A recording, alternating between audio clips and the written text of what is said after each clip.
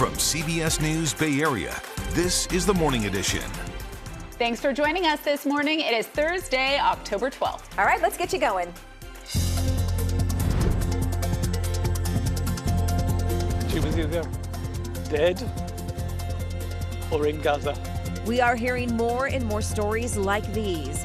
Israelis and Palestinians losing their loved ones 6 days since the fighting started.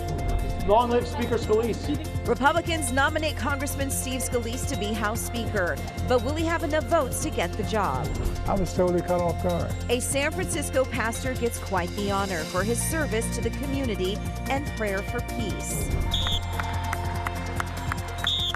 Young girls shooting for the stars to reach their basketball dreams. If you're watching, everybody always says they're going to buy me a truck. Don't forget my truck. And if you were dreaming of that life-changing ticket, it might be over. We now have a winner in the Powerball jackpot. I didn't win. Nope, that's okay. I'm Gianna Frankel, but I'm here, and you know what? It's all right. Yeah, you couldn't tell it all from that open, and we now have a winner in the Powerball jackpot, and it's not me. I'm Gianna Franco. Congrats to them. Congrats to them. I'm happy for them. I'm Nicole Salumis. Reed Cowan is not here today. He did not win either, but he kind of did win because he got the day off when you should have had the day off because you're fresh off Peter Gabriel. You know that song, Sledgehammer? Mm-hmm. I think our producer, Adam, he's onto something. It might be better than In Your Eyes. I don't know, just listening to the two back to back, and that one got me going. It does have a drive and a rhythm, and that drummer with Peter Gabriel last night was incredible. Shout out to my brother-in-law, Davey, for taking me. Thank you, Davey. It was a Christmas gift, so yeah, it was a lot of fun. And I know someone that likes to burn the midnight oil, go to a few concerts, loves live music, and loves giving us the latest weather. Jessica Birch, good morning to you. Good morning. Yeah, you definitely have seen my, under bag eye, or what is it called? Under the eye bags in the early morning hours. Nailed it. Never. Yes. I can clearly speak in the early morning hours too, right? Let's take a quick look at what's going on outside this morning. It is cool. You are definitely going to want to grab that jacket before you head outside. We are going to see a beautiful sunrise around the corner. We're already starting to see it right now from our Black Mountain cam overlooking the Santa Clara Valley, where we are nice and chilly right now in the low 50s, upper 40s all the way down into Morgan Hill as we wake up and head out the door. If you're taking your dog or just on a nice walk around the neighborhood, if you're just letting them outside, if you have to get to your car, keep in mind you're going to want to have some layers this morning. It's off to a cool start even into San Francisco. 55 degrees right now. Heading into this afternoon, we're actually going to be sitting in the 70s, which will just look so beautiful for this fall-like forecast. And for the most part, we've been seeing clear conditions throughout the Bay Area. I mean, yesterday and today, I will say this, though, more clouds rolling in from offshore as we head into the evening hours tonight. The winds are a lot lighter today than they were yesterday. Yesterday was gusty as can be. Tomorrow, this is what we're looking at. Wind and rain right around the corner as we head into our late Friday afternoon, early Friday evening. This is just around 6 o'clock, but notice how it hits mostly just the North Bay. It really breaks apart as we head into those overnight hours. It dissipates into the early morning hours for Saturday, and then as we zoom in Saturday morning, just in time for that eclipse to happen, it's cloudy. I know, such a bummer, right? We're expected to see about 83% of that partial eclipse as it moves its way throughout our local area. But with those clouds, you probably want to head down to the South Bay if you really want to see it. And of course, make sure you have those eclipse glasses ready to go. And if you're not interested in that, maybe you're more of a fall festival person, there's that Art and Fall Festival, actually the Art and Pumpkin Festival happening over in Half Moon Bay both Friday and Saturday and Sunday, actually. We're expecting 60s and 70s, so mild conditions for us heading into this weekend.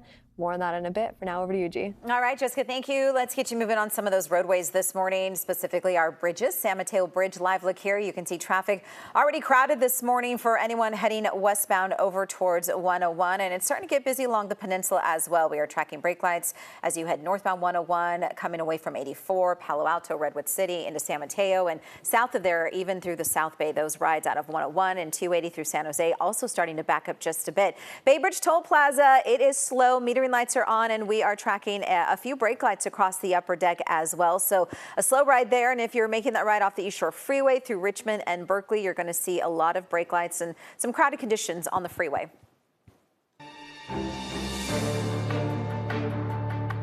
We start off this morning with the latest on the Israel-Hamas war. Secretary of State Antony Blinken is in Tel Aviv and has met with the Israeli president and Israeli Prime Minister Benjamin Netanyahu.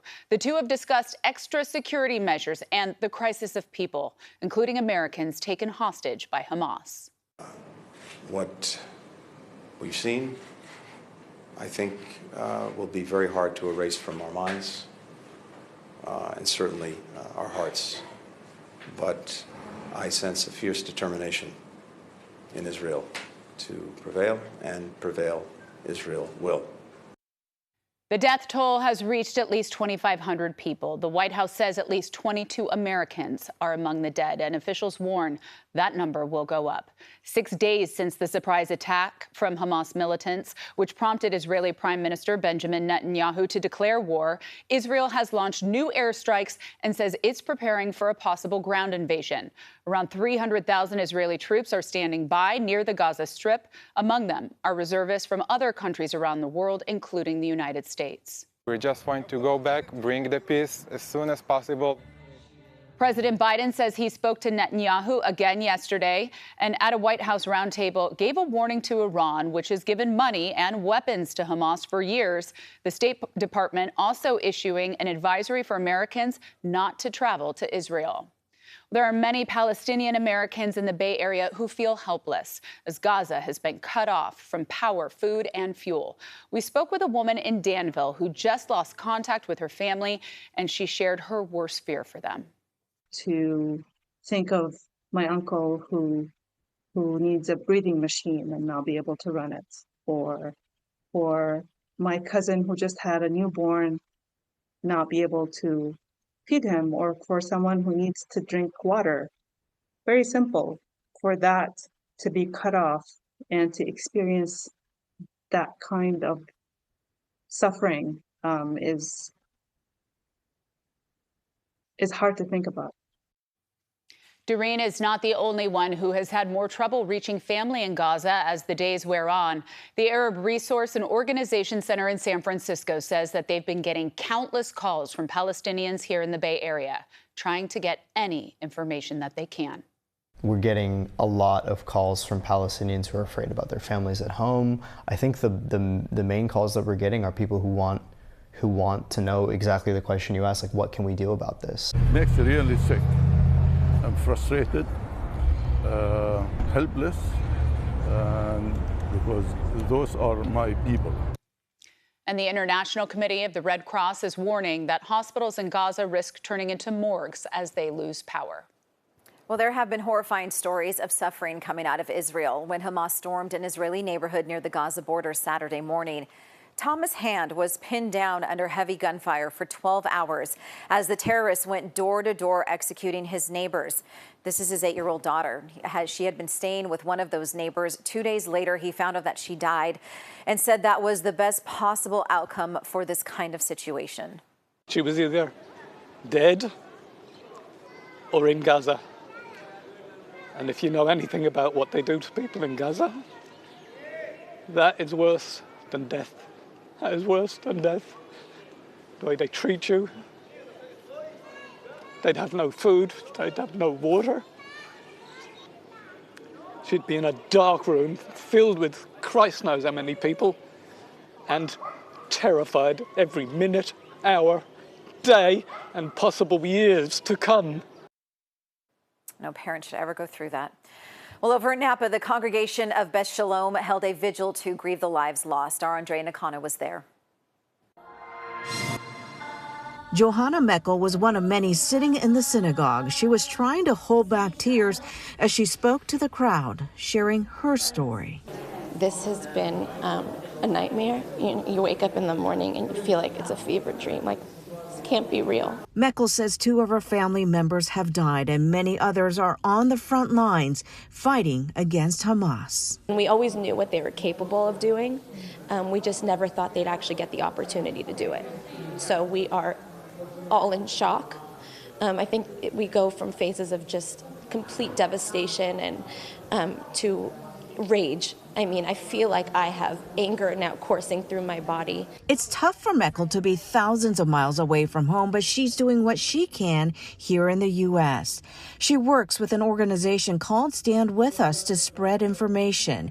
Meckel says there is no disputing the horrific images coming out of Israel. This is really, really sick. How can anybody justify this? Saying from the river to the sea, do people know what that means? You are asking for Israel to be eliminated from the river to the sea. For this congregation, there is still a sense of disbelief and shock about what's happening to the Jewish people. I was a rabbi and a police chaplain in New York during 9/11, and I went down to Ground Zero, and I had a similar experience. It's incredible that there are still people in this world who act in such horrific ways and take innocent life. The Jewish Community Relations Council is doing its part to provide resources and get out credible sources of information. It says now is the time for Jews and allies in the Bay Area to support Israel's safety. What is going on is an atrocity. They are murdering children, they are kidnapping, they are desecrating bodies. Speaking out is important and calling it what it is.